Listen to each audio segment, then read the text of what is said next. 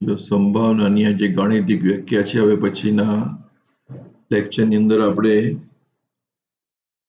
ગાણિતિક વ્યાખ્યા છે, બરાબર.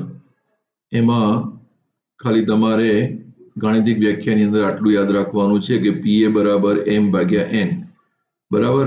ઘટના એ ની સંભાવના બરાબર શું થાય? એમ બરાબર ભાગ્યા એન. એટલે એમ એટલે શું? સાનુકૂળ બનાવો, અને એન એટલે કુલ બનાવો.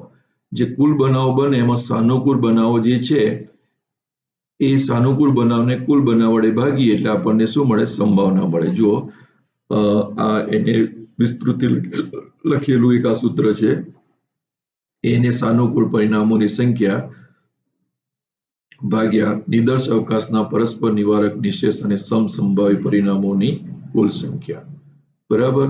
એના ઉપરના આ દાખલા બધા આપણને અહીં આપેલા છે. હવે આ જે છે એ તમારે ખાસ અગત્યનું છે અને એ પરીક્ષામાં પણ બહુ મહત્વનું છે.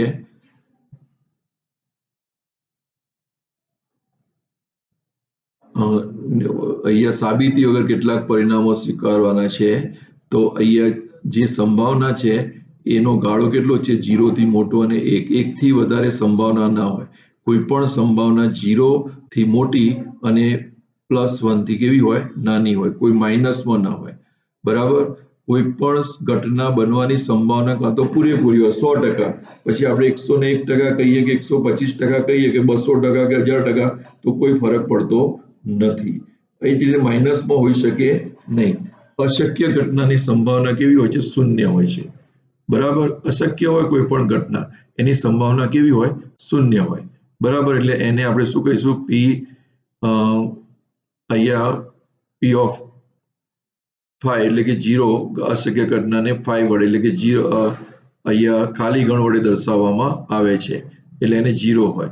હંમેશા ચોક્કસ ઘટનાની કેવી હોય? 1. જેમ કે આવતીકાલે સૂરજ પૂર્વમાં ઉગશે એટલે ચોક્કસ સંભાવના છે 1, બરાબર. અહીંયા 0 એટલે આવતીકાલે સૂરજ પૂર્વમાં પશ્ચિમમાં ઉગશે એવું હોય તો 0 એની સંભાવના છે, બરાબર. એ માટે ચોક્કસ અને 0 સંભાવના.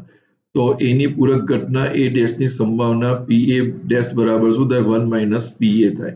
એટલે એકમાંથી તમે પી એ બાદ કરો તો તમને શું મળે? પી ની પૂરક ઘટના મળે. એટલે એ ડેશ મળે. ડેશ એટલે પૂરક, બરાબર. એની પૂરક એટલે એકમાંથી પી એ બાદ કરો એટલે બાકીની શું થઈ? પૂરક ઘટનાઓ થઈ, બરાબર. એ અને બી માટે એ સબસેટ બી હોય તો શું હોય? પી એ ની કિંમત એ પીબી કરતા કેવી હોય? નાની હોય, બરાબર.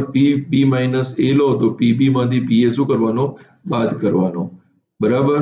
પછી આ બધા જે છે એ અને બી યાદચ્છિક પ્રયોગ માટે તો એ છેદ બી બરાબર એ છેદ બી બરાબર પી એ બરાબર પીબી બરાબર પી એ છેદ ડેશ બી છેદ ડેશ બી એ છેદ ડેશ એ ડેશ છેદ બી ડેશ માટે પછી પે એ ડેશ યોગ બી ડેશ માટે આ પરિણામો પ્રાપ્ત થાય. જો આ નાના નાના દાખલામાં અગત્યના તમને આપેલું હોય પી એ યોગ બી, બરાબર, અને તમને એવું કહે કે તમે પી એ યોગ બી ડેશ શોધો તો તમને આ ખબર હોવી જોઈએ, બરાબર. એ છેદ બી ડેશ તમને શોધવાનું કીધું હોય અને એ છેદ બી આપેલો હોય.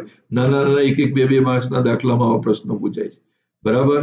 પી એ છેદ બી ડેશ શોધવાનો હોય તો પી એ માંથી તમારે પી એ છેદ બી શું કરવાનો? બાદ કરવાનો, બરાબર. એ ડેશ છેદ બી શોધવાનો હોય તો પી બી માંથી તમારે પી એ છેદ બી બાદ કરવો પડે. તમને આ બે આપેલા હોય અને તમને આ પી બી શોધવાનું કહે તો તમે આ સૂત્રથી શોધી શકો. એટલે આ સૂત્ર તમારા માટે આઈએમપી છે, બરાબર. અને એ રીતે તમારે આ દાખલામાં બહુ મહત્વના છે, બરાબર. હવે જુઓ આ એક અગત્યનું છે, પરીક્ષામાં કહે છે કે ચડતા ક્રમમાં ગોઠવો. 0 થી પી એ છેદ બી કેવો હોય? મોટો હોય. અને એનાથી પી એ કેવો હોય? મોટો. અને પી એ કરતા પી એ યોગ બી મોટો. અને આના કરતા પણ મોટી પી એ વત્તા પી બી હોય.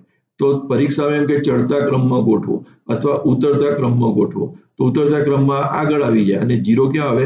પાછળ આવે. એમ તમે કરી શકો. એટલે આ બહુ અગત્યનું છે, આઈએમપી છે.